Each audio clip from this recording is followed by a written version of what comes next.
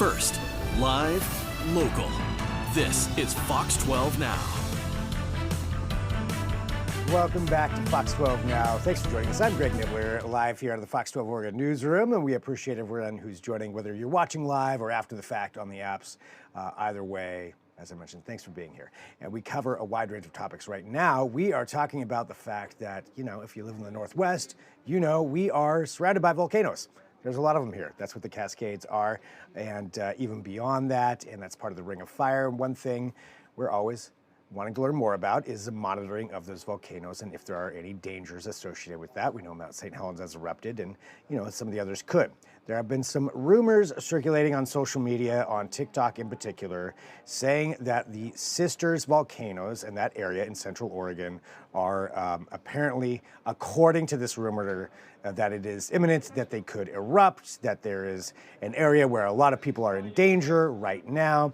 And we want to actually address those rumors that are circulating on social media with actual scientists joining us here right now. We've got Rachel from the Cascades Volcano Observatory. And Rachel, always great to have you and all your coworkers here on the show to talk about this and talk about volcanoes. It's fun to learn more about it, but let's just start off right this.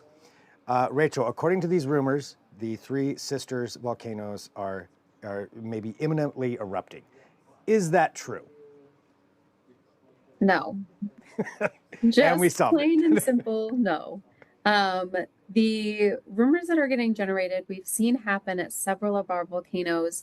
The videos look really authentic because they are using clips that are from USGS, that are of our scientists, that are of local newscasts, but they're being pulled together and streamed with an AI script that is not correct. And so they're being put out there mostly for views and clicks and not accurate information. And so that's been a challenge that we've been facing more and more in the last few years. Yeah, and I've seen these kinds of things pop up for Mount St. Helens or Rainier or other areas, and that's why it's great to turn to actual scientists to find out what is actually going on. And unfortunately, there could be ramifications for that, for people putting out these kinds of things, of scaring people at the very base level and others. When it comes to the Sisters volcanoes, can you tell us a little bit about them as far as what they are and what you are observing when it comes to those? Absolutely. So the Three Sisters are three composite volcanoes in a chain. They're all located pretty close to each other. North Sister is the oldest. It's about 120,000 years old. Middle Sister is about 40,000 years old. And South Sister is the youngest. It started growing during the same time that Middle Sister was growing, but it's much younger. Its most recent eruption from South Sister was about 2,000 years ago.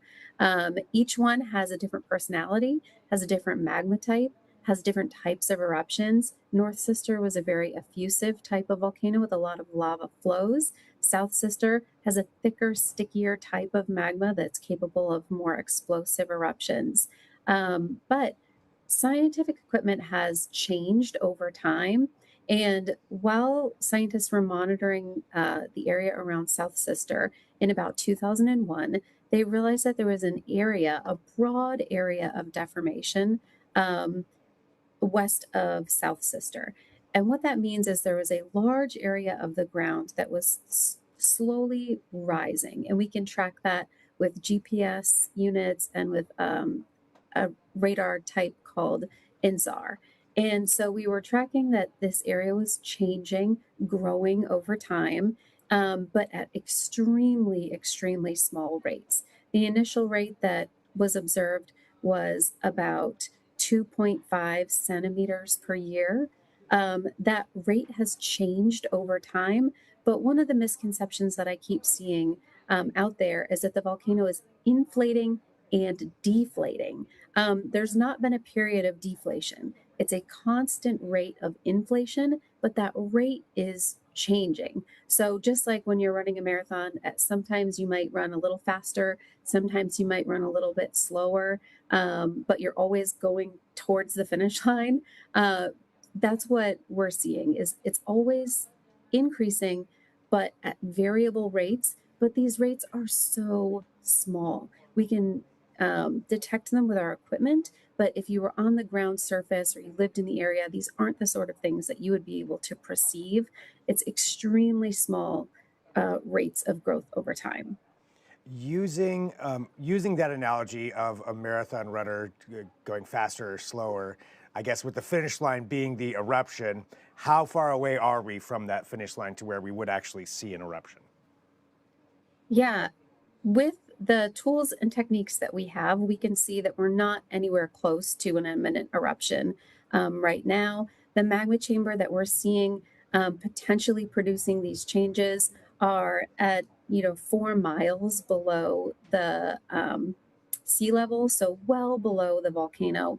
We're not seeing any indications that magma is moving up inside the system. What is there is a very small amount. When you have a very small amount of magma, sometimes it can't even lead to an eruption. It's not enough volume to actually make it to the surface. So we're not seeing increased gas emissions. We're not seeing any increased earthquakes. We have a lot of equipment on the volcanoes in that area to monitor for changes, and we're just not seeing anything of that nature. So while this is an interesting thing to observe over time, this slow inflation, it's not anything that indicates we're anywhere near an eruption.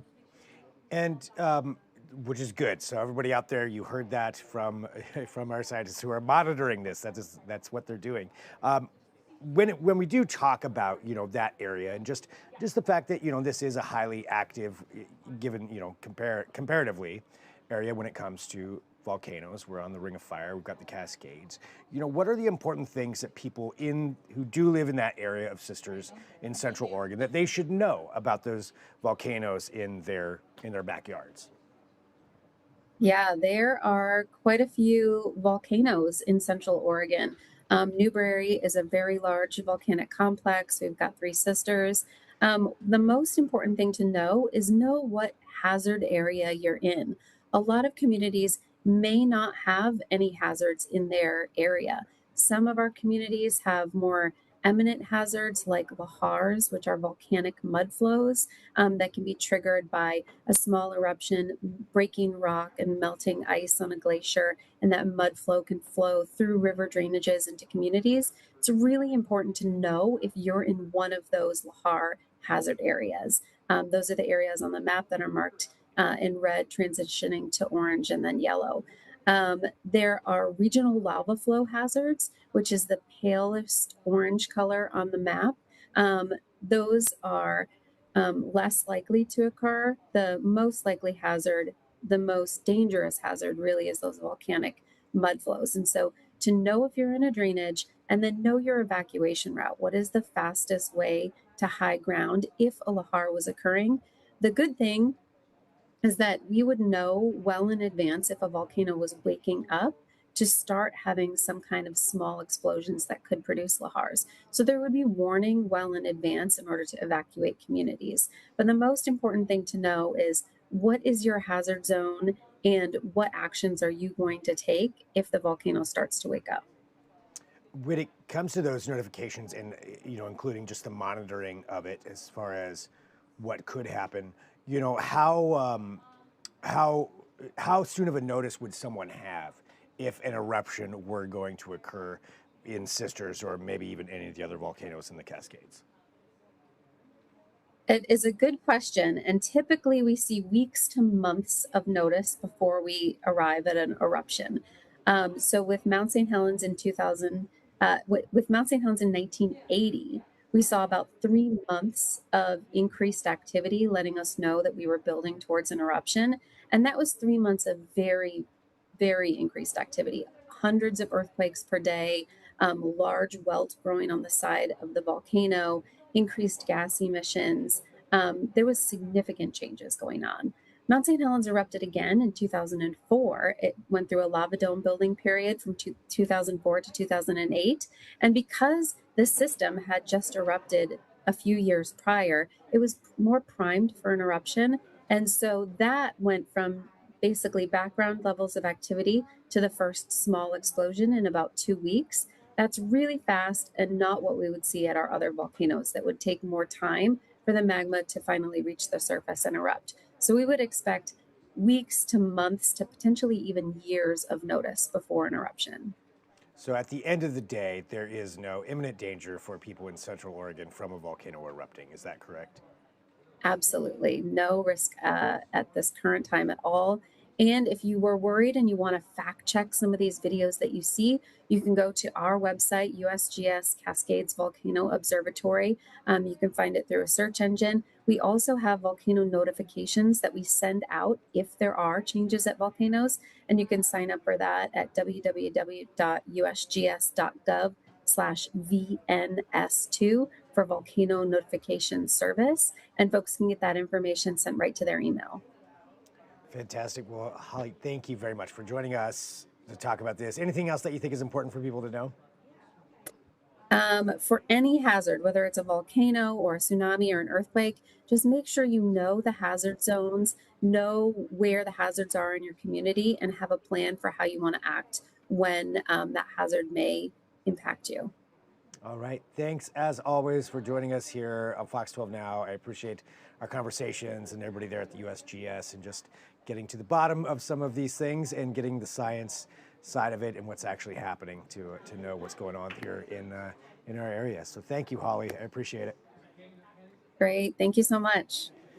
And for everybody watching, this is Fox 12 Now. As I mentioned, it is, well, we're going to take a quick break. Just had to check the time there. So we are live streaming here to the Fox 12 Oregon Newsroom. Feel free to share these segments, let other people know about them, whether that's watching live or after the fact, too. These will be available on our apps and then YouTube as well. So thanks for watching. Back in a few with more Fox 12 Now. Awesome. Thanks, Holly. Awesome. Thank you. Talk to you later. All right. Sounds good.